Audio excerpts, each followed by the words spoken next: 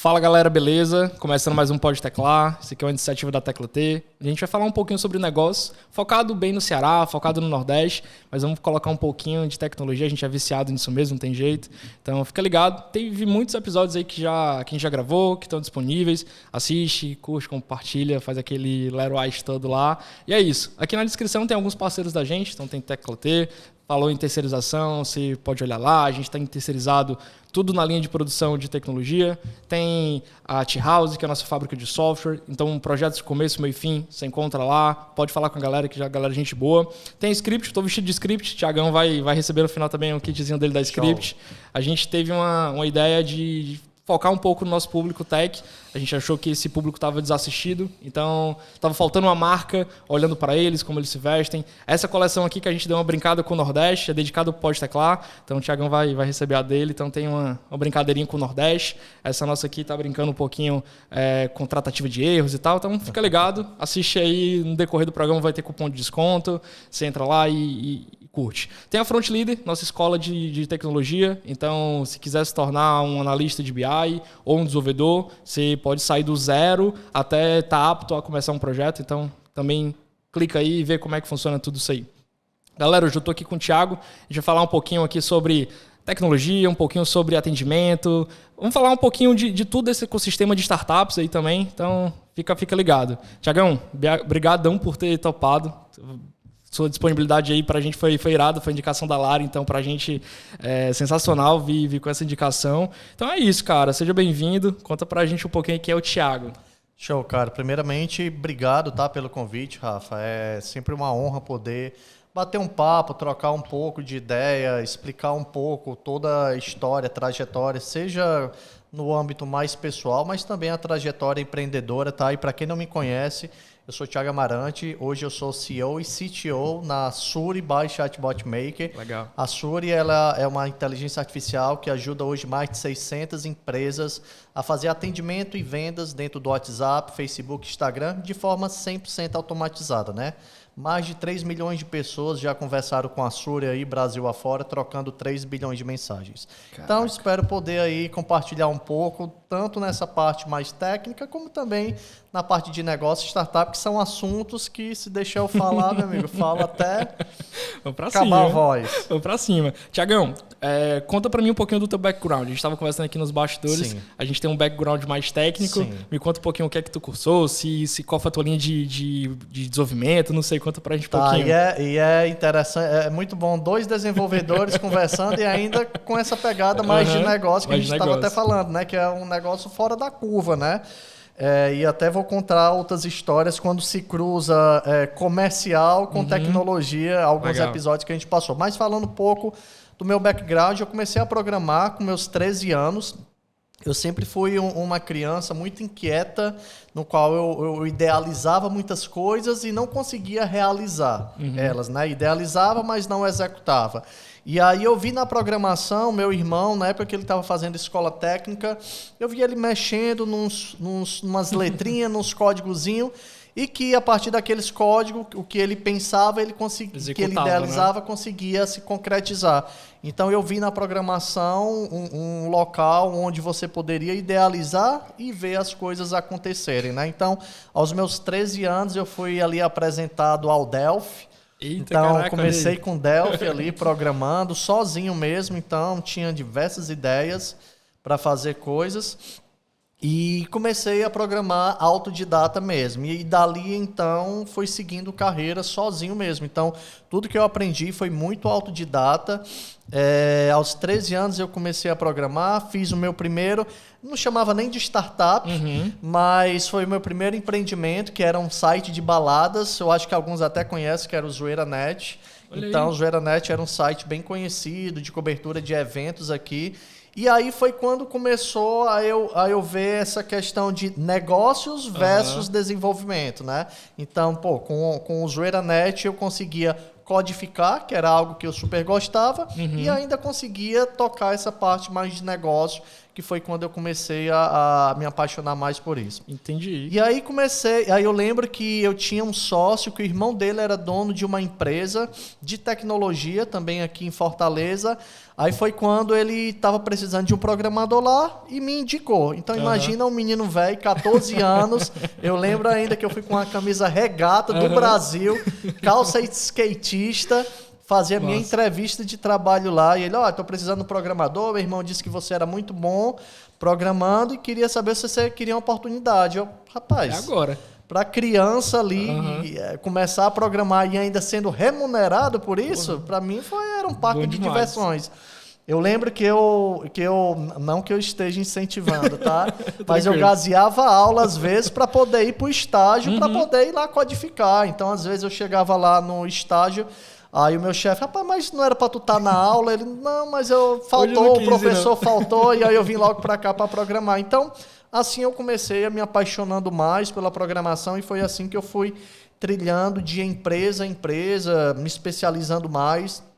Eu tinha uma época tentado fazer faculdade, só que quando eu tentei fazer faculdade, eu já estava no mercado há bastante tempo e foi logo quando eu recebi a oportunidade para ir embora do Brasil, para trabalhar para uma empresa e acabei não cursando ela. Mas enfim, são coisas que a gente pode conversar mais por aqui. Mas, cara, eu acho muito legal essas histórias aí de background tech, onde a gente vai lá e que esses perfis...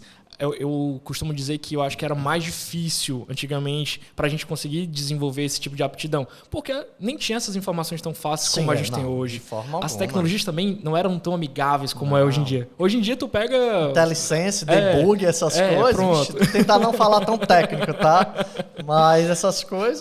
Hoje tá bem mais prático, né? Hoje, com essas tecnologias aí no code, onde eu não preciso programar, eu consigo fazer validações ali de negócio só com isso. Então, assim, eu acho massa ouvir essas histórias. A galera de hoje em dia talvez não, é moleza. Tá, mas moleza hoje em dia. Tu tá aí com o Google que tá todo na tua mão. Total. Mas legal, cara. Eu não tive um background tão técnico antes, então assim, eu nunca achei que ia fazer engenharia de computação.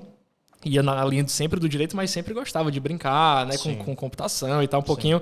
Mas, então assim, eu passei a programar na faculdade. Então, pô, quando eu vejo um cara que começou antes, cara, eu tiro o chapéu porque... Não, e assim, eu tô falando assim, eu fui muito autodidata, mas existe um histórico familiar também, né? Então, meu irmão, na época ali, ele fazia escola técnica, então era um cara que programava bem já.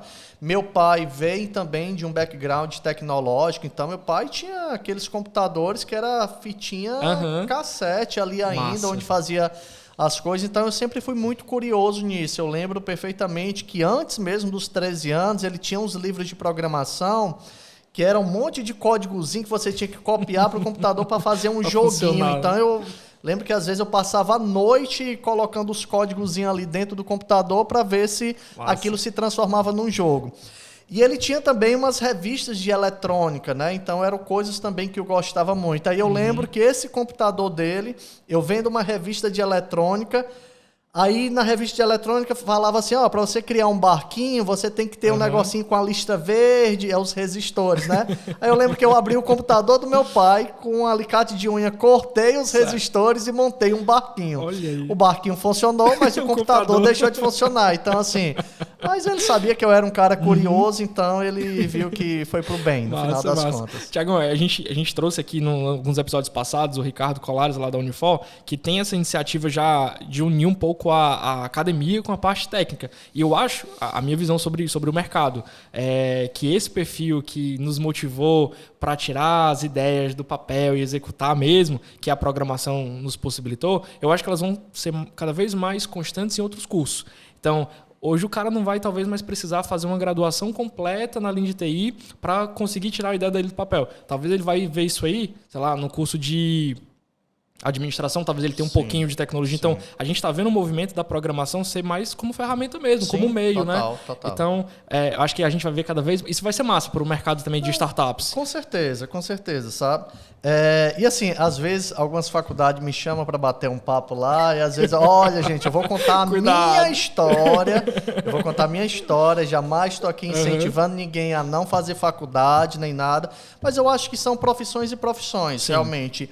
E a tecnologia eu acho uma profissão muito democrática, sim, isso que eu falo, ela é muito meritocrática, porque ela é totalmente baseada no tamanho do desejo da pessoa. Então, hoje um programador, como você mesmo falou, é muito mais acessível você ver um código, ver uma ferramenta, ter acesso. Você levanta num cloud computer desse e coloca para milhares de usuários utilizarem sem você ter nenhum tipo de dor. São coisas que eram inimagináveis, isso lá no passado você fazer. Então, hoje, algumas pessoas que chegam para mim perguntando, olha, qual é o caminho para eu começar a programar? Rapaz, comece em você, na realidade. Comece em você. Eu acho que faculdades, cursos, etc., eles são importantes como o caminho das pedras, mas o restante ele vai ser muito da pessoa. Então, eles perguntam muito também, olha, quanto tempo eu vou ficar um bom programador? Olha, depende também da pessoa. Então, por isso que eu acho que é muito meritocrático a programação, porque ela depende muito do indivíduo.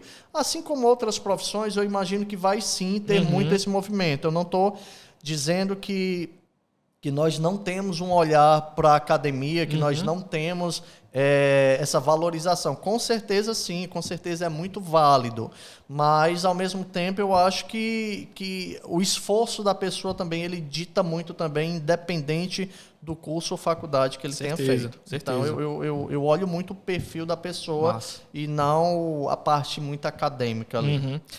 Perfeito. Tiagão, agora eu queria entrar no assunto Suri. Explica pra galera quem é Suri, o que é que ela faz, Explica um pouquinho. Quem nunca ouviu falar em Suri, galera, escuta o Tiagão falando aí. Cara, eu vou falar Suri, depois a gente entra até no background da Suri. A Suri, na realidade, ela é a minha quarta startup, né? Muitas vezes as pessoas, quando olham todo o sucesso que a Suri alcançou, mais de 600 clientes, mais de 4 milhões de captação, 3 milhões de pessoas conversando com ela, 3 bilhões de mensagens trocadas, aí, cara, esses caras são sortudos, etc. Tem muita sorte aí no caminho, né? Porra, mas é a minha quarta startup. Eu programo desde os meus 13 anos. Eu empreendo desde os meus 12 anos, né? Então, e tem toda uma história como chegou na Suri, que a gente vem falar depois, mas falando especificamente da Suri. Boa. A Suri ela é uma inteligência artificial que ajuda pequenas empresas a fazer atendimento e vendas dentro do WhatsApp, Facebook, Instagram, de forma simples, 100% automatizada. Certo. Diferente de outras plataformas que existem no mercado hoje, onde você ou contrata uma empresa para criar uma automação, ou você utiliza uma dessas plataformas para você mesmo criar, a Suri não, ela é pronta, igual uma Alexa que você compra na loja, bota na sua casa, o login e senha, e ela já tem todas as habilidades prontas para fazer atendimento para você. A Suri é do mesmo jeito, ela já tem todas as habilidades prontas. Quando você coloca os dados da empresa, ela automaticamente aprende sobre esses dados e já fica apta a responder a mais de 70% de um atendimento de primeiro nível dessa empresa. Então, é totalmente diferente a maneira como nós tentamos resolver essa questão do atendimento ao cliente, vendas também. Mas ele requer muito mais tecnologia. Mas é um background que eu gosto, então... Faz parte, né? Faz parte. Mas, cara, e aí eu acho que... Não sei qual a tua visão disso, vamos entrar nesse assunto. Mas a gente tá falando de atendimento, né? Então, a Suri, ela chega para apoiar o atendimento, né? Acho engraçado que se a gente tivesse falando alguns anos atrás e falasse, por exemplo, aquele restaurante tem um atendimento legal. Aquela loja ali, eu volto naquela loja, faço compras naquela loja porque teve um atendimento legal. Ou, por exemplo, entrei em entrei numa barbearia, cara, o atendimento foi tão legal que eu acabei comprando mais, eu voltei. Sim. Então, acho que para outros negócios, ou negócio que a gente pode chamar de offline, isso está mais, acho que, difundido. As pessoas já sabem da importância do atendimento. Agora, quando a gente vai falar de produto digital, eu tenho um e-commerce, coloquei aqui minha solução para fazer determinada ação na internet, e aí o atendimento fica de lado. Sim. Então, assim, não sei o motivo ainda das empresas não estarem dando tanta importância a esse atendimento. Porque muitas vezes, e ainda mais da praticidade hoje de tudo online, por exemplo, se eu entrei numa loja, ok, eu já estou dentro da loja, mas ao acessar um site e não tem um atendimento legal, talvez foi a última oportunidade que eu dei daquele site converter vendas comigo. Então, como é que tu tem enxergado a importância que hoje as soluções, os negócios estão dando ao atendimento, que eu acho que é o coração de vocês, né? Sim, com certeza. Cara, em 2016, quando eu estava na terceira startup e que eu ouvi... Chatbot não é uma palavra nova, né? Chatbot existia desde o Mir, que algumas pessoas devem saber o que eu estou falando agora e acabei de entregar a idade. Né? Do Mir. Então, assim, chatbot é algo que já existia há bastante tempo, tá? Mas ele nunca esteve presente em um canal muito difundido. Então, em 2016, o Facebook ele anunciou que iria permitir chatbots dentro do Messenger, que até então, naquela época, 2016, o WhatsApp ainda não era tão utilizado, o Messenger era o que mais bombava aqui no Brasil, principalmente porque ele estava conectado às fanpages, ainda não tinha Instagram, era fanpages. E aí, na mesma hora, veio aquele estalo, eu falei, cara, do mesmo jeito que hoje é importante para uma empresa ter um site ou estar num Facebook da vida, e às vezes ela não tem nem CNPJ, toda empresa vai precisar ter um chatbot. Toda empresa. Então, em 2016, quando eu ouvi essa palavra dentro do Messenger, eu já tive essa visão. Por quê? Porque é uma questão cultural. Hoje, as pessoas... elas estão lá no WhatsApp porque elas são mais imediatistas. Então, você não liga, você não manda um e-mail, porque na realidade você sabe que através de uma mensagem você consegue um resultado muito mais rápido. Então, mande uma mensagem para uma pessoa e veja aqueles 2 tracinhos azuis e não responda. A peia come em casa. Verdade. Então, assim, é porque é hábito das pessoas isso daí. E eu já tinha entendido que esse hábito, uma hora, ele ia mudar para as empresas também. Porque, vamos lá, como é que você conversava com uma empresa antes? Por uma rede social. Rede social, Instagram e Facebook, ele basicamente é como se você estivesse com um megafone. Você fala para muitas pessoas ao mesmo tempo. Então, quando você começa a ver ali o hábito do WhatsApp, você conversando de forma individual com as pessoas e que as empresas começaram a permitir isso, você já está criando uma outro tipo de comunicação, uma comunicação muito mais íntima, uma comunicação muito mais próxima ali. Então, você começa a fazer com que as empresas elas ajam como se fosse um amigo e familiar da pessoa também. E do mesmo jeito que você... quer que seja rápida a comunicação quando você fala com um amigo familiar, você quer que a empresa também responda de forma muito rápida. Então, em 2016, quando eu tive essa visão, eu sabia que isso ia acontecer, mas isso iria levar muito tempo. Só que a pandemia encurtou isso. A pandemia ela fez com que, na realidade, empresas tivessem que fechar suas portas e tivessem que ir para o digital. Como é que uma pequena e média empresa vai rapidamente para o digital? Fazendo um e-commerce? Cara, ele vai ter que gerar todo um tráfego para dentro da empresa dele, etc. Mas ele já tinha esse hábito de fazer de forma amadora ali no WhatsApp. E foi naquele momento, por coincidência, nós lançamos a Suri em março de 2020. Caraca! Foi justamente na pandemia. Um produto acessível, pronto para o cara já fazer atendimento, conversar com as empresas de forma imediata. Então, imagina agora você conseguir ter uma solução no qual você manda uma mensagem, na mesma hora tem o retorno, tirando uma dúvida sobre a empresa. Imagina agora a sua empresa podendo vender 24/7. É estatístico que uma empresa que consegue conversar com o cliente através de aplicativo de mensagem, ela tem 60% mais probabilidade de venda, principalmente nos primeiros 5 segundos que ela responde essa pessoa. Então, assim, se ela demora muito, por exemplo, minha esposa às vezes vai conversar no direct do Instagram de uma loja, a pessoa vai responder 3 dias depois. Já perdeu a venda. Já perdeu a venda. Então, a conversa hoje ela será ponto focal dentro da parte de comércio nas empresas de forma online. É o que a gente chama de conversation commerce. Então, é uma nova era e que, com certeza, quem consegue suprir isso é com tecnologias que nem chatbots. Então, assim, conversa ele é ponto central. Não é à toa que empresas que nem a Meta, ela está apostando todas as suas fichas nisso, na realidade. Então, para mim, é um futuro que só está começando. Então, todas essas interações que estão acontecendo entre chatbots e pessoas é só a pontinha do iceberg do que ainda pode acontecer. Mas tu sente, Thiagão, ainda essa curva acontecendo? Tu acha que já está mais... Por exemplo, vou te dar um exemplo. Hoje, o cara que procura assinar com vocês, talvez esse cara já tenha uma curva já mais... Ele já entendeu da importância. Mas se tu fosse fazer uma prospecção ativa, como é que tu está sentindo no mercado? É fácil a intenção deles fecharem?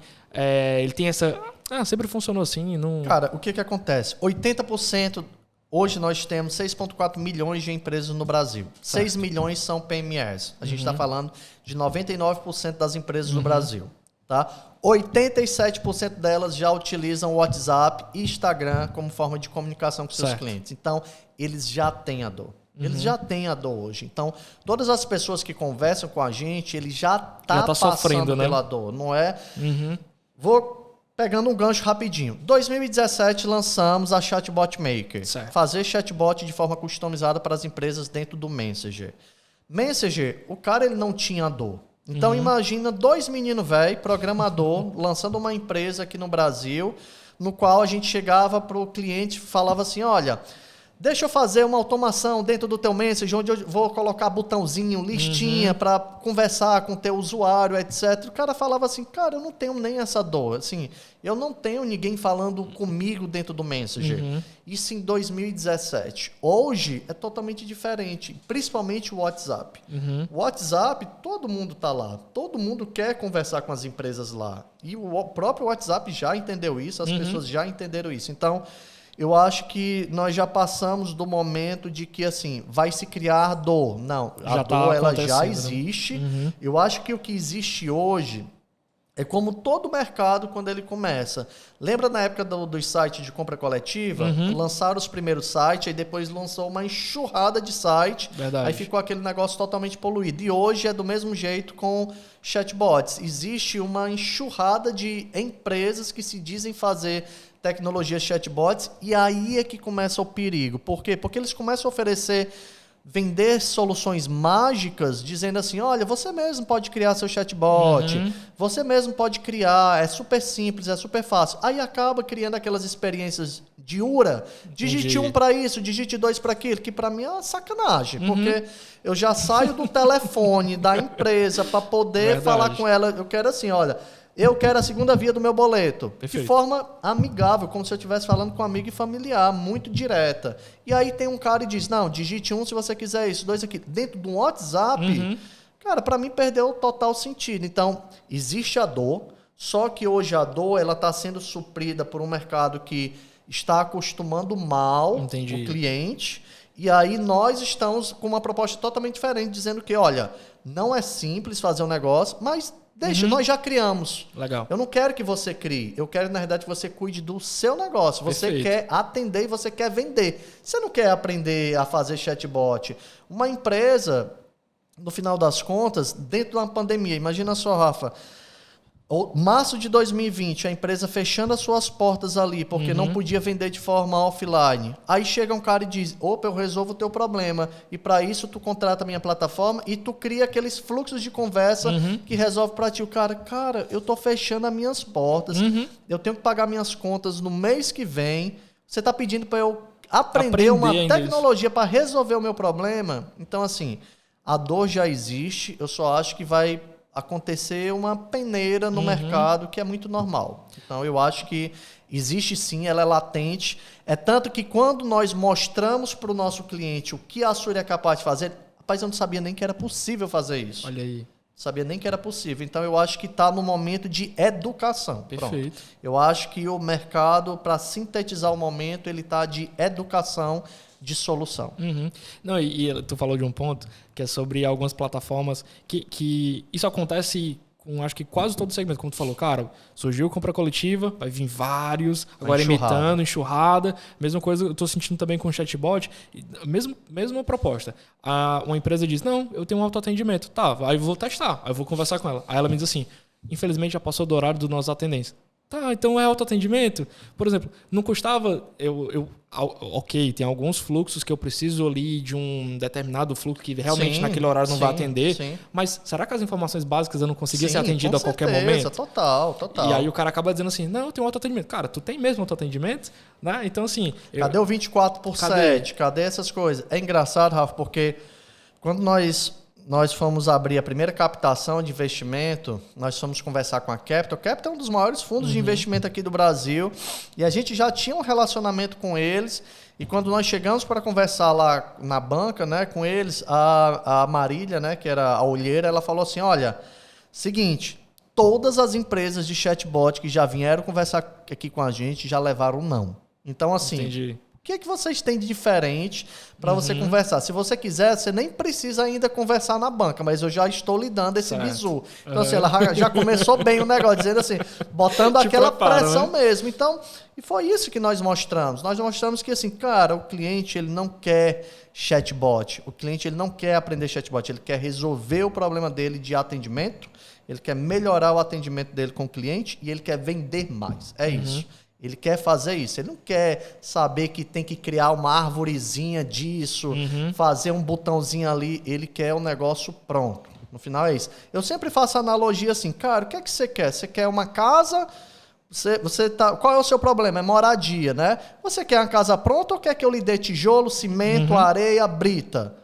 A maioria das empresas, o que elas fazem é isso, de chatbot. Vão te entregar isso, vão te dar a areia, a brita, os tijolos, para você ir lá, você aprender a criar aquela casa. Eu já te dou a casa, tu entra, mora e acabou. Você vai ser feliz para sempre. Cuida do teu core business que eu vou no atendimento. Legal. Então, legal. Eu acho que o mercado está muito nisso, nessa educação. E eu concordo 100%, Thiagão. E tem um ponto. Por exemplo, a gente aqui na Tecla T, às vezes acontece algo parecido, o cliente chega e diz assim, cara, eu queria criar um e-commerce. Tá, ok. E tu já tem as pessoas que vão cuidar do teu e-commerce, tu já entendeu do que vai refletir dentro do teu operacional na logística, porque eu acho que tu deve viver a mesma realidade. O cliente chega, acha que tem uma distribuição, tem uma transformação digital agora, é só simplesmente ele comprar um site, ou às vezes ele mesmo, tem uns ferramentas aqui que eu crio meu e-commerce do zero, tá bom. Cara, não é isso não, isso aí é a sua ferramenta, o que tem por trás. Eu até brinco, cara, quer entrar mesmo? Tu já se preparou? Tu já fez o planejamento todo? Porque senão, cara, pega essa grana, viaja. Eu prefiro que não invista. Porque é a mesma coisa. Às vezes o cara vai te colocar, vai dizer assim, não, cara, a ferramenta do Thiago não funciona. Tá, mas peraí. Tu tá preparado? Tu entendeu o que é que você vai refletir? Tu vai ser agora um canal que vai atender 24/7. Mas sabe qual é a diferença, Rafa?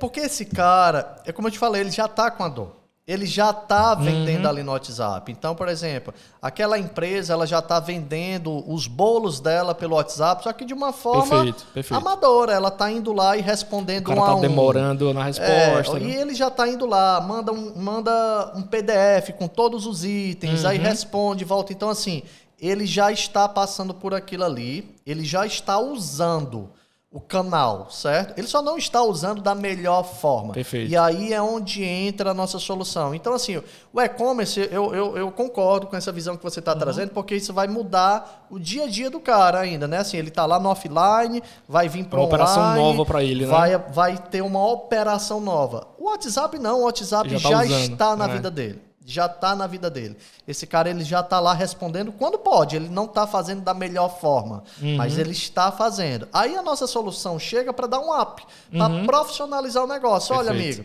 em vez de tu ter que estar respondendo essas coisas básicas, deixa a Suri responder isso aí. Cuida só quando for o cara tirar coisas mais complexas. Ou então, o cara tem um cliente que era esse caso é icônico, porque ele tinha vários vendedores separados, cada um atendendo no seu WhatsApp separado. Aí um vendedor saía, ele perdia toda a base. Tudo. Então, com a Suri, tu centraliza todo esse atendimento, uma única plataforma, etc. Então, a gente chega muito para profissionalizar o negócio. E quando eu digo profissionalizar, não é só para grande empresa. A gente tem desde grandes empresas, mas a gente tem a tiazinha da marmita hoje usando uma Suri. E é isso que a gente sempre quis, era democratizar realmente tecnologia de inteligência artificial. Esse sempre foi muito o nosso propósito. E talvez a tiazinha, talvez ela que precise mais, porque ela é sozinha. Certeza. Exatamente. O grande botou ali mais 10 pessoas, vai atender mais. Legal, exatamente. Legal. Então a tiazinha aqui é porque antes o nosso ICP, né, que é a persona da gente no qual vai comprar o produto, a gente sempre dizia, são pessoas que já têm 5 atendentes. Ok, então a tecnologia que a gente tinha há um tempo atrás, esse era o tipo de público. Mas a gente já chegou num nível de tecnologia na Suri que até a pessoa que ela é só ela, a Suri ela consegue ajudar. Porque ela está lá, a tiazinha está dormindo, mas está lá 24/7, respondendo a pessoa, aquecendo. Durante o horário comercial, está lá tirando as principais dúvidas dela, então, e deixa para ela se envolver, porque a Suri ela tem essa inteligência de saber quando é a hora dela se meter, ela que começa o assunto, aí quando ela pega e diz, ih, rapaz, esse negócio complicou, não é comigo, deixa eu transferir aqui. Aí ela tem essa inteligência, ela transfere. Então, essa pessoa que às vezes é só uma, de fato, é uma das que mais precisam hoje. Legal, legal. Tiagão, conta pra gente um pouquinho da jornada da Suri, né? Tu falou aí que ela foi se modificando ao longo do tempo, ela recebeu captações. Conta pra gente um pouquinho dessa jornada, quais foram os desafios. Vou até resumir até a jornada da gente como um todo, tá? 2012, eu morava aqui no Brasil e aí recebi a proposta para ir embora para os Estados Unidos trabalhar para uma das maiores empresas na área de segurança da informação. Caraca, legal. Que, por sinal, eles foram até vendidos agora para Patriota, que é uma empresa gigante na área de investimentos. Então, eu fui para lá para cuidar da parte tecnológica junto com o meu chefe lá, tá? Então, eu fui para lá, para os Estados Unidos. Eles aplicaram para o meu visto, né, o H-1B. Aí foi o momento que a faculdade pesou. Entendi. Porque como eu não era formado, então eu tive que buscar toda a comprovação para poder mostrar que eu tinha capacidade técnica para exercer aquele trabalho. Então, para todos os efeitos, nos Estados Unidos eu sou formado, aqui no Brasil eu não sou. Entendi. Então, eu fui para lá, morar lá, e na mesma hora veio um viés empreendedor muito grande, né? Então, em 2012, eu lancei a minha primeira startup, o YouPlace, que ela era uma rede social que as pessoas elas podiam se conectar dentro do mesmo local, conversar, saber eventos, saber cardápio, saber um monte de coisa. E aí é aquele primeiro erro do empreender, né? Que você faz tudo e no final não é nada, né? Então foi minha primeira startup com o meu sócio Marlos.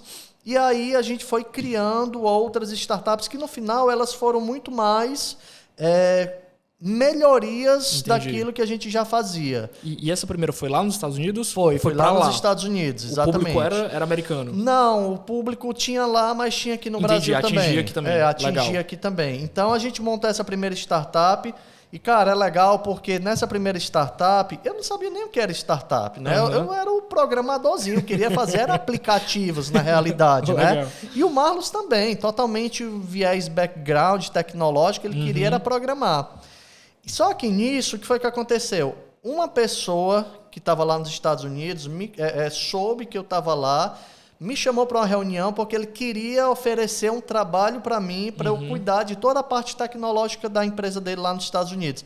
Só que, pô, eu tinha acabado de me mudar, estava ganhando super bem, estava super bem lá.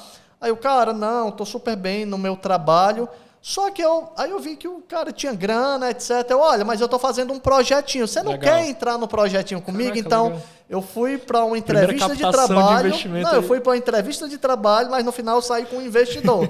Aí o cara aportou R$180 mil na startup da gente, na primeira.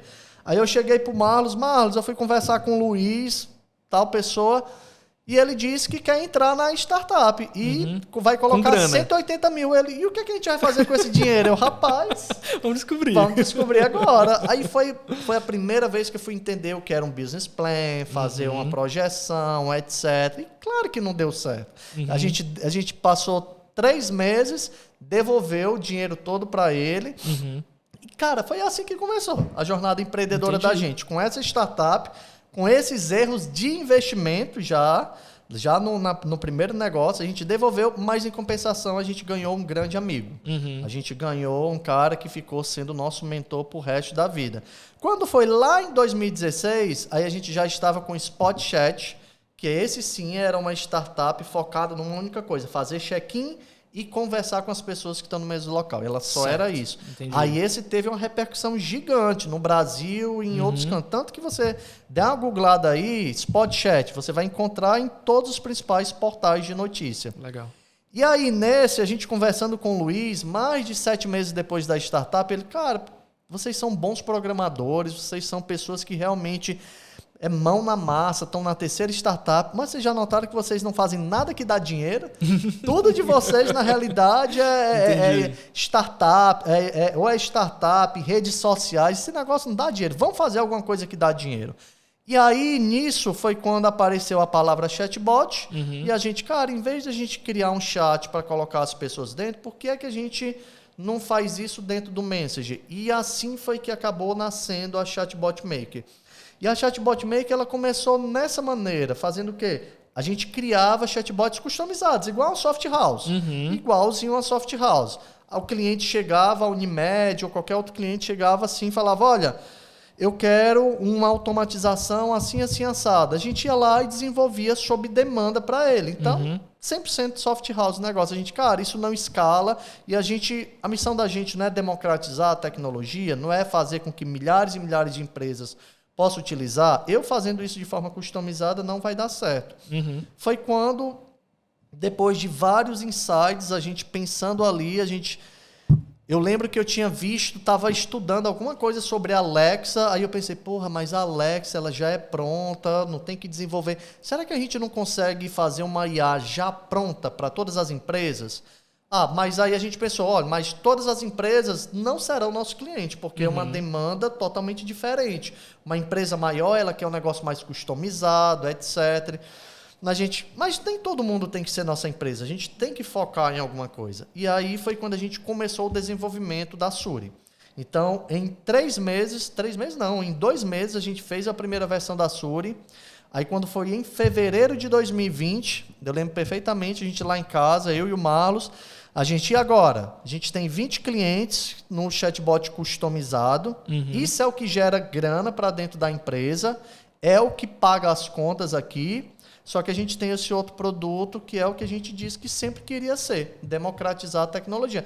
Mas é algo totalmente novo. E aí, vamos apostar nisso? Aí ficou aquele dilema. Vai devagarzinho ou vai logo para o tudo ou nada? E a gente decidiu ir para o tudo ou nada. E para o tudo ou nada requer a gente dizer não para esses outros clientes aqui. E a gente foi. A Suri ela foi lançada em março de 2020. Nós tínhamos 20 clientes, um faturamento mais ou menos de 20 mil reais, alguma coisa mensal. A gente terminou o primeiro ano com mais de 150 clientes e um faturamento de 1 milhão. Caraca, então, assim, a gente teve que deixar de ser uma empresa pequena para virar uma empresa maior, assim, em 10 meses. Em 10 meses, a gente cuidava de 20, passou a cuidar de 150 clientes. Um faturamento de 20 para mais de 1 milhão.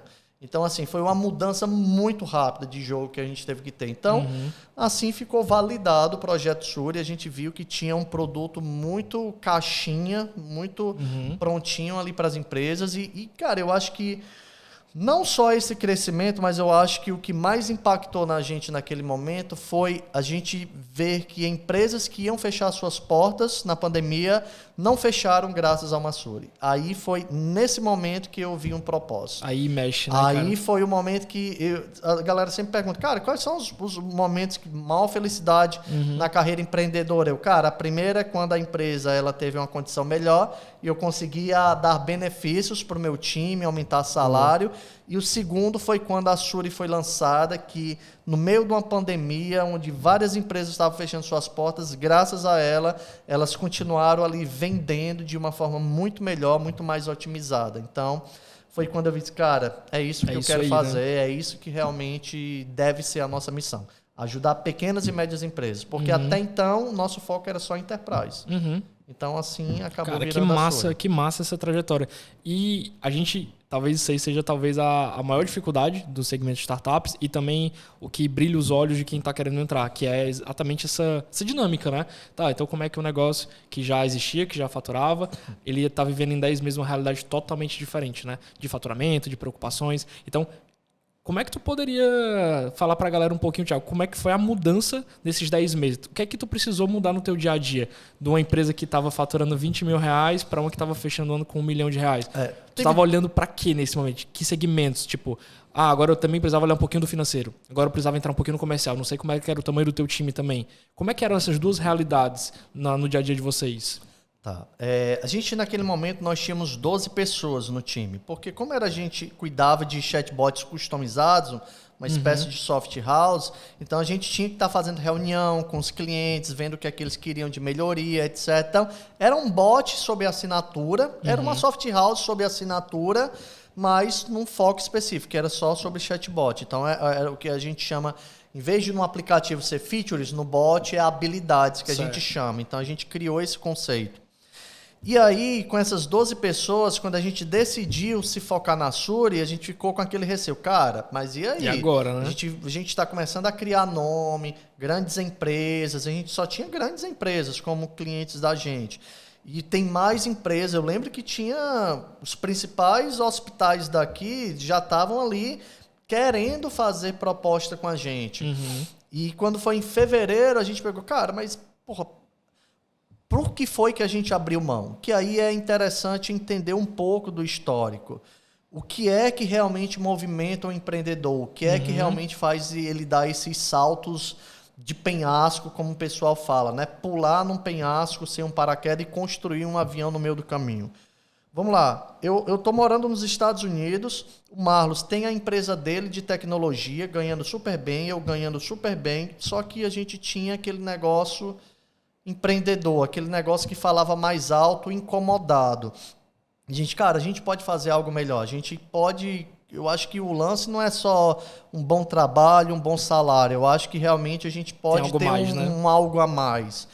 E quando a gente lançou a Chatbot Maker, a gente foi muito focado mesmo. A gente, cara, é isso aqui que a gente vai fazer realmente acontecer o negócio. O Marlos vendeu a empresa dele, eu captei 85 mil com um amigo. Esses 85 mil a gente colocou na empresa para rodar os 6 primeiros meses. E aí eu falei, olha, aí o combinado foi assim, Marlos, tu dá o primeiro salto de fé, um fica trabalhando, porque se der puxo, sustenta o ali, outro né? sustenta lá, né? E assim foi o combinado, só que quando foi mais ou menos 9 meses depois do lançamento da Chatbot Maker, eu já estava completando o 6º ano lá na empresa que eu estava. E quem sabe, quem vai morar nos Estados Unidos sabe que o 6º ano ele é decisor, porque é quando você vai para o tão sonhado Green Card, né? Aí a empresa chegou para mim em 10 de outubro de 2016, eu lembro perfeitamente, 17. Eu lembro perfeitamente. Ela, Thiago, vamos conversar sobre o teu Green Card, porque agora é a hora de aplicar. E eu, gente, na realidade eu tô chegando para pedir demissão. Caraca, bicho. Eu já tô chegando para pedir demissão. Vocês já sabem, a minha terceira startup. Vocês sabem que eu sou inquieto. Meu sócio já deu o salto de fé. E eu quero apostar realmente nisso aqui. Cara, mas você é louco, você tá numa boa posição, um bom trabalho, bom salário. O tão sonhado Green Card, cara, mas não é isso aqui que realmente eu quero. Então, eu larguei o trabalho lá, passei mais ou menos ainda 3 meses lá, fui para o Vale do Silício, conheci várias startups, Venture Capital, e quando foi em março de 2018, eu voltei para o Brasil com a minha esposa. Minha esposa, com tudo vendido, 2 bagagens só, e aí alugamos um apartamento onde ficou morando eu, Marlos, a Mel, a esposa dele e o cachorro dele num apartamento que eram 2 quartos, uma sala e um banheiro. Então, durante um ano, a gente viveu assim e acreditando na Chatbot Maker. E a Chatbot Maker, ela tinha 3 meses de vida só. Ela, assim, só tinha mais 3 caixas para 3 meses de vida. Então, assim, dar esse salto... Eu peguei esse gancho porque, assim... Existe um propósito maior, existe uma jornada maior por trás. Nada é por acaso. Nada é do nada você tomar decisões de... Pô, como é que tu consegue tomar a decisão de largar empresas grandes que estão querendo fechar contigo, dar não para elas, para se focar num produto que é totalmente novo? Porque, cara, eu já fiz isso outras vezes. Esses não são coisas que a gente está fazendo parte, direto. Né? Então, assim... Desde o início a gente falou, olha, nós estamos largando tudo que nós temos hoje de vida para criar algo grande. Assim, aqui a gente não vai fazer algo pequeno. Algo pequeno a gente deixa para as pessoas que querem fazer coisa pequena. Fazer coisa grande, desafiadora, é o que a gente quer. Hoje, não tem nenhuma empresa que faz da forma como nós fazemos. Não tem nenhuma empresa que é focada nas PMS. Por quê? Porque é mais difícil. É absurdamente mais difícil. É muito mais complexo. Os conselheiros da gente, quase toda semana, manda lá, reporte de tal empresa que está faturando não sei quantos milhões. Se acalme, eu jogo o jogo de longo prazo, porque eu sei que é isso aqui que realmente vai vingar. E não é à toa que o mercado ele está mostrando isso. Então, quando eu estava com 12 pessoas, faturamento de 20 mil reais, com 20 clientes... A gente tomou a decisão de dar não para grandes empresas, para focar nas pequenas e médias empresas, porque a gente sabia que aqui é onde era o futuro. E aí, claro, você dá esse salto, ele é perigoso, mas ele se provou super certo, porque 10 meses depois estávamos lá com 150 clientes e também com 1 milhão de faturamento. Cara, ninguém nasce com isso aprendido. É claro que vai dar uma série de problemas. Imagina só agora você fazer gestão de 12 pessoas e agora ter um time muito maior para tomar conta disso aqui. E o pior, para deixar um pouco mais pior o negócio, quando a gente deu esse salto e acelerou muito, vamos acelerar mais ainda. Vamos captar. Eu fui atrás de investidores, etc. Foi quando a gente sentou com a Capital, teve aquele discurso que o cara disse, olha, ninguém nunca levou um sim. Só que a gente levou um sim. E quando a gente levou um sim, então foi 1,5 milhões a mais dentro do caixa. Que legal. E aí ter que sair de 12 pessoas para 46 pessoas em, sei lá, 7 meses. Então imagina só você controlar um orçamento que era... É porque aí eu vou entrar na parte mais finanças. Então, era a coisa que eu não sabia. Entendi. Então, eu fui atrás de saber o que era um CFO, como é que gerenciava fluxo de caixa, como é que gerenciava um orçamento, etc. Todas essas coisas eu fui atrás de aprender. E hoje eu sou absolutamente apaixonado por esse tema também. Gosto demais. Então, eu já fui CFO. Já fui não, ainda faço alguma parte de CFO na empresa, né? CFO, porque não sabe, é a parte de finanças da empresa. Então, e eu tive que controlar agora esse 1,5 milhões. Então, assim, não foi só puxar para 150 clientes. É 150 clientes, 46 pessoas, 1,5 milhões em caixa para criar um budget para fazer sair de 150 clientes para 600 clientes. E tudo isso em 12 meses tem que executar isso. Então, assim, era uma velocidade gigantesca, mas... Não, eu falo muito pra galera, né, que esses gravações aqui, conhecendo as histórias da galera startupeira, cara, tem uma porrada de sorte aqui no caminho. Cara, e é isso que a galera não vê, né? A galera, quando vê o slide final, né? Tantos clientes, tantas pessoas conversaram. Caiu do céu, isso aí. Caiu do céu. Cara, quantos e quantos perrengues a gente passou ali. Eu tô lhe falando, quando eu vim para Fortaleza com a minha esposa e a gente morando no único apartamento, nós só tínhamos 3 meses de vida na empresa. Era 3 meses. E assim, não tinha uma segunda vida, porque o Marlos tinha vendido a empresa dele, eu tinha largado o trabalho que eu tinha lá, não tinha um backup. Era isso ou era isso. Então, que massa, cara. A gente saiu ali de 3 meses de vida e começou a construir uma jornada muito bacana. E aí, cara, é isso. Hoje, quando eu olho para trás, eu vejo que eu sou apaixonado por tecnologia. Eu hoje voltei mais para a parte de codificar. Eu gosto demais de codificar, madrugo codificando, mas houve um momento... E foi isso que eu senti mais falta. Quando a gente teve a primeira captação, esse crescimento muito grande foi eu ter que me afastar dos códigos. Entendi. Então, eu ter que me afastar dos códigos, eu acho que essa foi uma das maiores dores para mim. Porque eu tive que me afastar mais do produto, cuidar mais das finanças, relacionamento com o investidor, e isso andou bem. A gente conseguiu criar um orçamento legal que conseguisse levar a gente até quase um break-even ali, mas em compensação me tirou muito do produto e da tecnologia, e até que eu falei para o Marlos, cara, eu quero muito voltar para o produto, porque tá igual naquele momento, onde, beleza, o negócio está crescendo, mas eu acabei saindo da tecnologia, que é algo que eu gosto demais. E aí, agora não, agora eu voltei. Tá mais pertinho, aí, né? Agora, meu amigo, agora... Que legal, que legal. Não. O desenvolvedor fica doido, meu amigo. Tu não comentou no padrão certo, não sei o quê, e não deu na branch certa. Meu amigo, olha, a gente vai adaptando, vai ajeitando as coisas aqui. Não, legal. Parece que eu comecei na tecla T. Eu lembro, cara, aquele memezinho, cara, fala com o cara do RH. Tá, era eu lá. Fala um pouquinho com o cara do financeiro, era eu e minha esposa no comecinho na tecla T fazendo tudo, né? E, cara, eu ouvi falar um pouquinho assim sobre essa dor de largar a tecnologia. Eu acho muito parecido também comigo. Eu adoro tecnologia, adoro programar. Eu estava comentando com o pessoal recentemente, a gente abriu uma célula de talentos aqui dentro da empresa, onde a gente pega a galera que não sabe nada, mas que gostaria de entrar no mercado. Massa. E aí eu me aproximei dessa galera. Então, o cara tá me vendo programar, eu comito. Então, cara, eu também sou apaixonado por isso. Tiagão, o que é que tu acha que os Estados Unidos contribuiu com hoje o Thiago atual?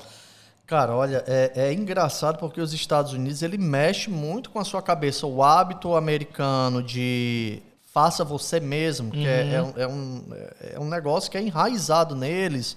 É um negócio que mudou muito a minha vida. Eu lembro que logo quando eu me mudei para lá, A gente aqui é muito focado em traz tal pessoa para fazer um serviço na sua casa, certo. etc. Nos Estados Unidos não tem isso, né?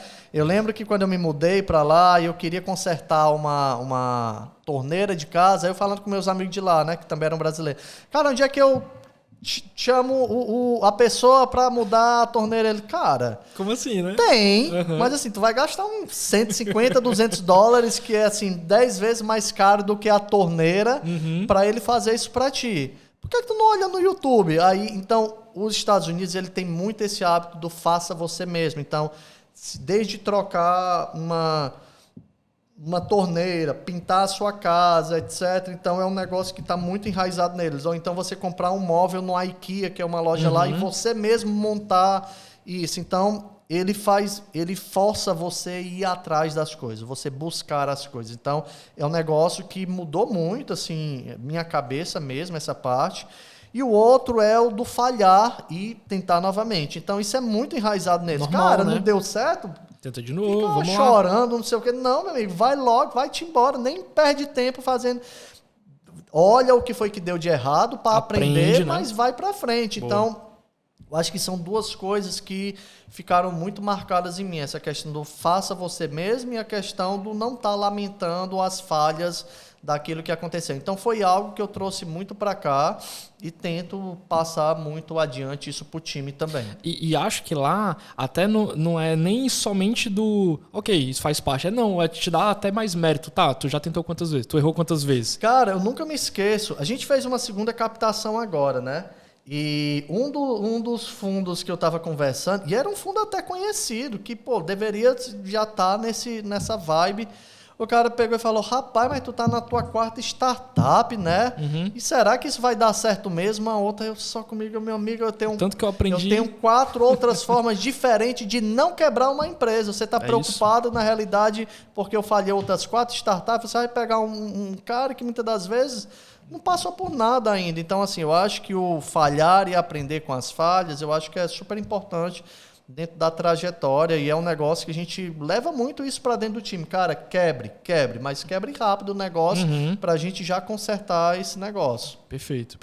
Tiagão, ao longo da tua explicação, do pouquinho dessa mudança de posicionamento das empresas, tu comentou o jogo que tu joga hoje, que é o jogo das pequenas e médias empresas, que tu falou que tem uma particularidade diferente. O que é que tu sente hoje que traz um desafio maior para esse tipo de público? Cara, o que acontece da PME? É engraçado porque durante a pandemia, ele levantou um negócio na minha cabeça, principalmente quando eu vi as primeiras pessoas interagindo com a gente, que era o quê?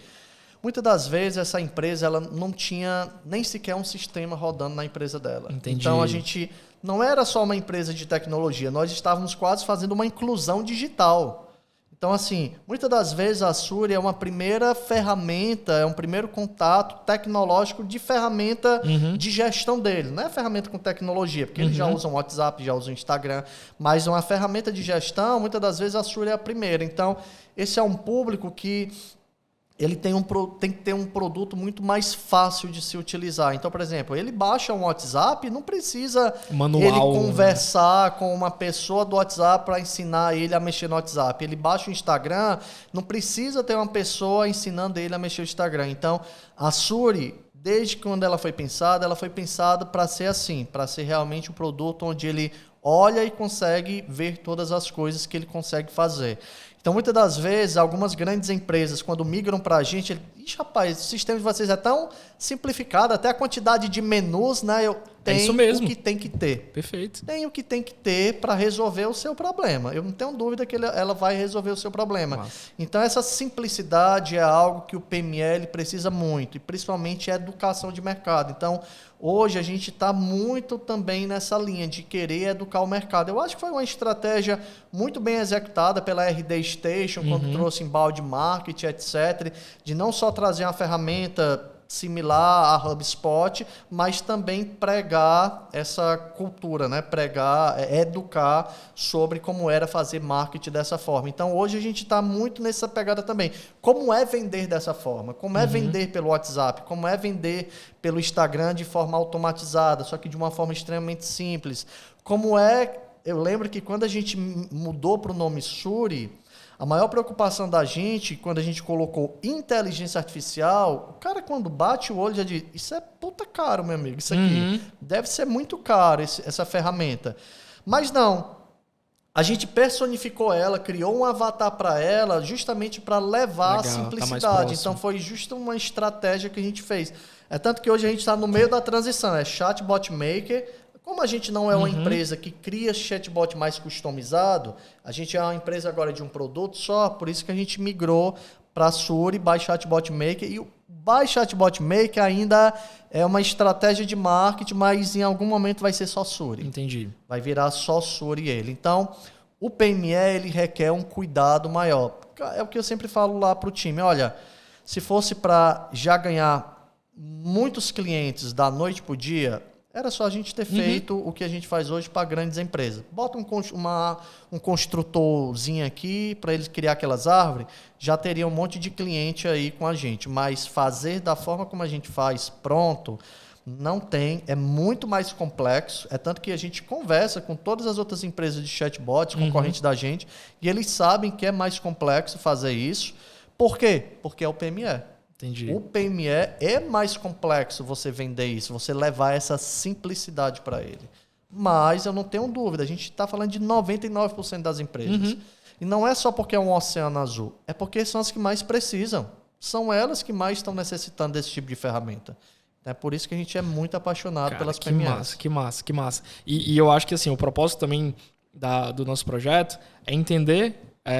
falar um pouquinho das startups e tal, mas também entender um pouquinho quem está por trás, né? Quem é o empreendedor e a cabeça de quem está por trás, como é que ela pensa. Então, cara, iradíssimo como tu enxerga as coisas e hoje conectar os pontos. Parece que foi fácil a trajetória, mas dá para ver no teu discurso, cara, quão desafiador foi. Sim. Então, pô, iradíssimo mesmo.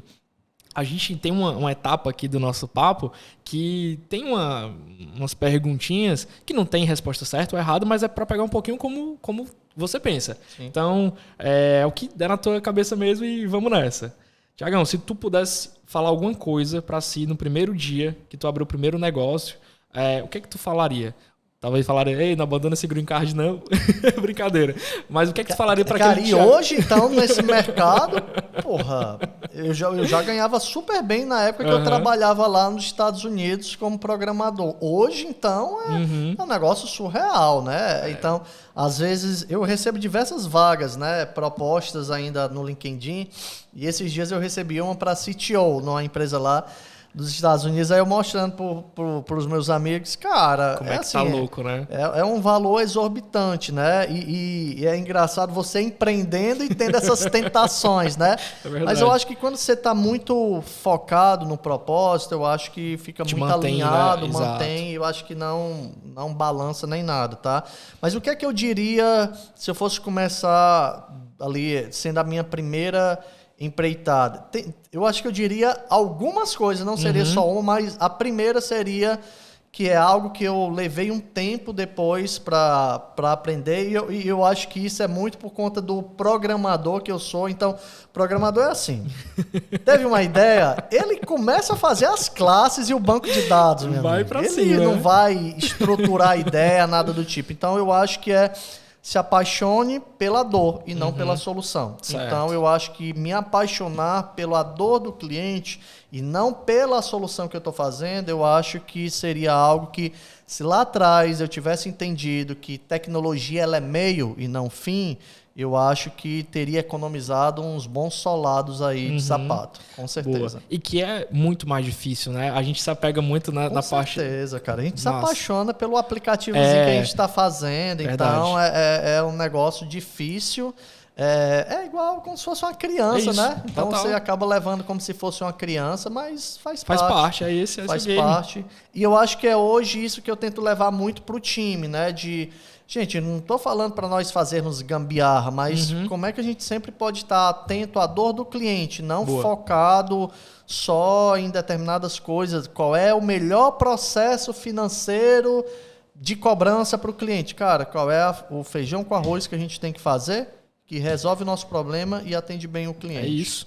Fazendo isso, eu acho que é o suficiente. Perfeito. É o primeiro passo. Eu uso muito, e a galera lá vai falar muito que eu uso muito a filosofia do V1. Então, essa parte do técnico eu levei muito para tudo. Legal. Então, o V1 pro processo financeiro, V1 do processo de contratação. Então, eu gosto de trabalhar muito nesse negócio do versionamento para sair logo a primeira versão. Vou demais.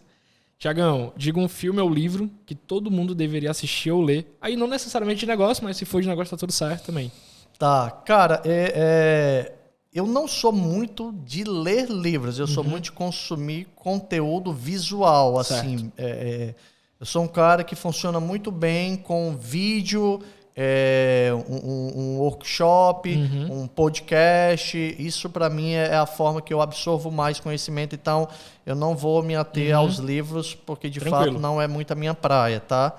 Mas se eu fosse botar um filme, cara, mais no lado pessoal, mais no lado tanto empresa. Faz, fica livre. Tá, no lado pessoal, porra, aí eu vou dizer Homem de Ferro. Eu vim num voo ontem assistido pela 10ª vez Homem de Ferro 2, cara. Tá valendo. Enfim, vou botar aqui um de cabeça porque é um filme que eu super me amarro demais e já assisti 1 milhão de vezes. Eu acho que eu já sei até as falas dele. Tá valendo. Tiagão, se você pudesse se tornar CEO de outra empresa por um dia, que empresa seria essa? De empresa por um dia. Cara, eu sou muito fascinado pelo jeito Apple de ser. Então, eu acho que o modelo deles, muito centrado na experiência do cliente, é algo que eu queria absorver muito para entender como é esse processo. Porque eu acho que, de fato, não é criar produto por criar, mas sim a centralização do cliente ali, a experiência do cliente é que eu acho que é o que faz a Apple ser o que ela é. Então, acho que eu seria um dia muito mais para absorver esse conteúdo. E a gente tá muito em alta, a experiência do cliente, e nada mais é do que isso que vocês buscam todo dia de atendimento, né, cara? Total. Tá muito ligado ao atendimento. Total.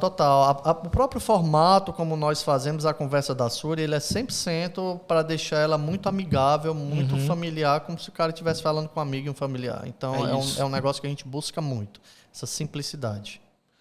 Tiagão, quem é a pessoa que você hoje mais admira? Não necessariamente profissional também, fica livre. Eita, polêmico agora, tá? Cara, eu gosto muito do modelo Elon Musk de empreender, tá? Com algumas... Eu acho que tudo na vida, eu não gosto de extremismos, tá? Então eu sempre falo assim, gente, olha, eu acho que toda pessoa ela tem coisas boas e coisas ruins. Eu acho que não dá para você simplesmente negar uma pessoa porque ela é muito ruim em determinadas coisas, mas ela tem coisas boas também. Então eu sempre sou muito um cara que tento absorver as coisas boas. Então, falando especificamente das coisas boas, ele é um cara que eu admiro muito quando se fala das coisas boas. Perfeito. Tiagão, o que você hoje sonha em ser ou ter daqui a 5 anos? Daqui a 5 anos. Cara, eu quero muito que a Suri ela se torne referência em uma empresa de inteligência artificial, ajudando pequenas e médias empresas a atender melhor e vender mais. Então, isso ainda é o meu propósito hoje.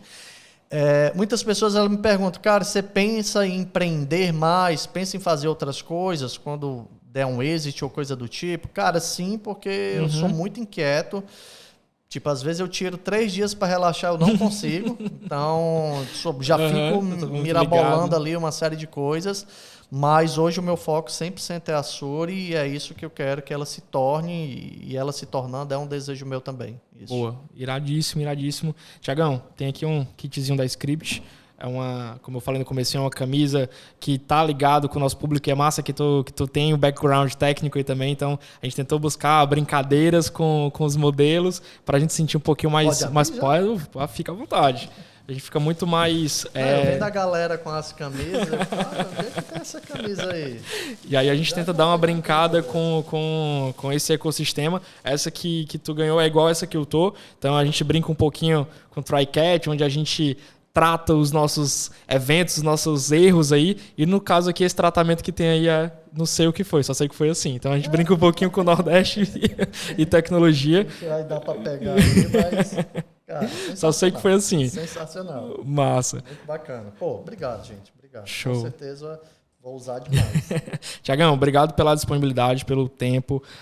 Foi iradíssimo o papo. Acho que é muito isso o nosso propósito, é conhecer um pouquinho mais quem está por trás do que a gente está fazendo aqui no Ceará. Então, cara, acho que vocês estão fazendo um papel aí muito massa para a sociedade como um todo. E é isso, cara. Espero que a galera tenha entendido um pouquinho da visão que tem por trás do negócio. O papel de vocês é inserir mais pessoas na tecnologia, é fazer com que eles consigam escalar os negócios. Então, tira o chapéu mesmo porque vocês estão fazendo. E é isso, cara. Te agradecer pelo teu time aí. Vamos nessa. Cara, eu que agradeço, tá? Sempre ficarei aí à disposição. A gente sempre é muito solícito à própria comunidade como um todo. Então, eu acho que é outro ponto que eu acabei até não falando, que você perguntou, cara, o que é que trouxe de aprendizado lá nos Estados Unidos? Eu acho que o lance do compartilhar. Então, lá no Vale, na época que eu passei lá, é um pessoal muito aberto, realmente, que compartilha muito. Então, foi algo que desde o início, quando eu voltei para o Brasil, eu quis muito fazer, que era compartilhar, trocar ideias. Então, com certeza, eu passei por uma dor já e eu posso ajudar, assim como outras pessoas passaram por outras dores e também podem nos ajudar. A própria trajetória da Suri, ela é graças a essa troca que a gente teve com outras startups, e eu acho que a gente tem que dar o give back também. Então, perfeito. Com certeza, o que a gente puder fazer pela comunidade para ajudar, a gente sempre vai estar aqui 100% e tendo outros convites, fico à total disposição. Massa, mas não, já era. Vamos usar o homem muito aí. Galera, brigadão por ter assistido até aqui. Então, curte, compartilha, dá o like aí. Tem muito conteúdo legal na descrição desses patrocinadores que a gente comentou no comecinho. Tem muito episódio legal. Então é isso. Nosso propósito é falar um pouquinho sobre o negócio, misturar um pouquinho com tecnologia. A gente é viciado mesmo. E é isso. Valeu!